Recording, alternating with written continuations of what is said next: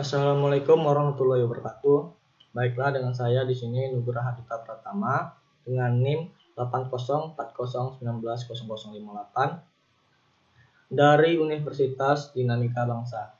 Baiklah, di sini saya ingin menampilkan suatu presentasi dari saya dari minggu keempat, yaitu Negara dan Konstitusi, dengan dosen Bapak Dedi Sabura, SH, MH. Baiklah, saya dari kelas 04 PS2. Baiklah, kita langsung saja masuk dalam pembahasannya.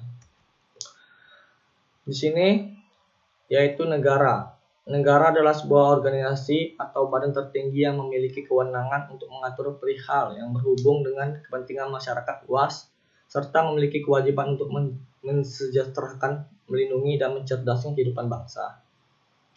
Menurut Miriam Budiarto, negara merupakan suatu area teritorial yang rakyatnya diperintah oleh sejumlah pejabat yang berhasil menuntut dari warganya satu kekuatan dan peraturan perundangan yang melalui penguasaan monopistik dari kekuasaan yang sah. Baiklah, kita next. Unsur-unsur terbentuknya negara. Unsur negara yaitu kesatuan wilayah, 2 rakyat, 3 pengakuan dari negara lain. Terdapat pula 2 unsur yaitu konstitutif dan deklaratif. Yang pertama, kita unsur konstitutif. Yang pertama A. Wilayah negara. Yang kedua B. Penduduk yang menetap. Yang ketiga kedaulatan. Dan keempat pemerintahan. Dan terbentuknya negara deklaratif. A. Tujuan negara, Undang-Undang Dasar, pengakuan dari negara lain secara jure ataupun de facto. Baiklah, langsung saja. Tujuan negara melindungi segenap bangsa Indonesia dan seluruh tumpah darah Indonesia, memajukan kesejahteraan umum, mencerdaskan kehidupan bangsa, ikut melaksanakan ketertiban dunia yang berdasarkan kemerdekaan, perdamaian abadi, dan keadilan. Baiklah, langsung saja masuk dalam konstitusi. Apa itu konstitusi? Konstitusi dalam bahasa Inggris yaitu Constitution, atau dalam bahasa Belanda Konstitutie. Secara etimologis sering diterjemahkan dalam bahasa Indonesia Undang-Undang Dasar. Konstitusi adalah keseluruhan sistem ketatanegaraan dari suatu berupa kumpulan peraturan-peraturan yang membentuk, mengatur, dan memerintahkan dalam pemerintahan suatu negara. Konstitusi bisa dimaknai secara sempit maupun secara luas. Next. Tujuan dan fungsi konstitusi. Yaitu terdapat tujuan dan fungsi dalam konstitusi. Yaitu yang pertama kita akan bahas tujuan. Tujuan konstitusi untuk memberikan pembatasan sekaligus pengawasan terhadap kekuatan politik. Bertujuan untuk melepaskan kontrol kekuatan dari penguasaan sendiri. Dan yang ketiga, bertujuan untuk memberikan batasan-batasan ketetapan bagi para penguasa dalam menjalankan kekuasaannya. Dan terdapat pula fungsinya, yaitu membatasi kekuasaan pemerintahan agar tidak terjadi kesewenang-wenangan yang dapat dilakukan oleh pemerintah, dan berfungsi sebagai piagam kelahiran suatu negara, dan sebagai sumber hukum tertinggi, dan sebagai alat membatasi kekuasaan, dan sebagai identitas nasional dalam lambang, dan sebagai pelindung hak asasi manusia dan kebebasan warga suatu negara. Unsur-unsur konstitusi, yaitu sebagai perwujudan perjanjian masyarakat, dan sebagai piagam yang menjamin hak asasi manusia, berarti perlindungan dan dijamin atas hak-hak manusia dan warganya, yang sekaligus penentuan batas-batas. Konstitusi yang pernah berlaku di Indonesia. Terdapat di sini kita lihat periode 18 Agustus 1945 sampai dengan 27 Desember 1949 dan penetapan Undang-Undang Dasar 1945, dan selanjutnya bisa kita lihat di sini.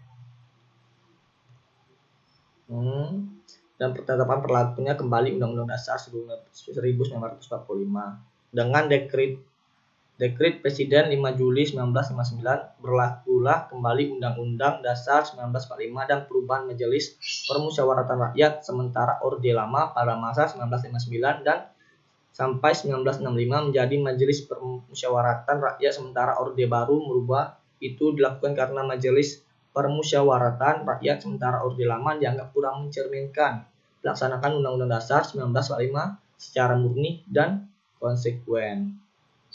Baiklah, kita next. Hukum dasar dibedakan menjadi hukum tertulis dan tidak tertulis. Di sini kita terdapat ada hukum tertulis dan tidak tertulis. Baiklah, langsung saja masuk dalam hukum dasar tertulis, yaitu yang telah ditulis dan dicantumkan dalam peraturan perundang-undangan negara yang baik dikodifikasi atau yang tidak dikodifikasi. Hukum tertulis juga bisa diartikan sebagai sebuah ketentuan atau akidah tentang aturan yang dituangkan dalam bentuk formal yang tersusun secara sistematis. Hukum dasar tidak tertulis, yaitu aturan dasar yang timbul dan terpelihara dalam praktik penyelenggaraan negara dan sifatnya tidak ditulis dalam peraturan perundang-undangan. Pelaksanaan konstitusi Indonesia, kita lihat di sini, menaati peraturan rambu lalu lintas berdasarkan Undang-Undang No. 22 Tahun 2009, dan di sini terdapat pelanggaran konstitusi di Indonesia. 1. Eksploitasi sumber daya alam di Indonesia yang dikuras habis oleh perusahaan asing bertentangan dengan Undang-Undang 1945 Pasal 33 Ayat 3. Jadi guys, di sini kesimpulannya berdasarkan uraian pada pembahasan dapat disimpulkan seberapa hal sebagai berikut.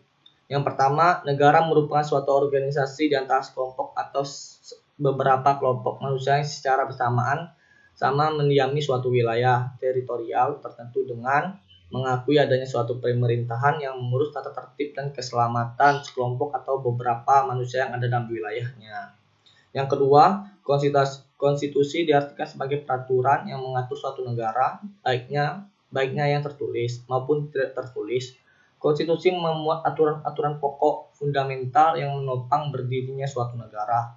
3. Antara negara dan konstitusi mempunyai hubungan yang sangat erat karena melaksanakan konstitusi pada dasarnya juga melaksanakan dasar negara. 4. Pancasila merupakan filosofi Goslak dan Common Platform atas kalimat Tun Sawah. Pancasila sebagai alat digunakan untuk mengesahkan suatu kekuasaan dan mengakibatkan Pancasila cenderung menjadi ideologi tertutup. Sehingga Pancasila bukan sebagai konstitusi melainkan Undang-Undang 1945 yang menjadi konstitusi di Indonesia.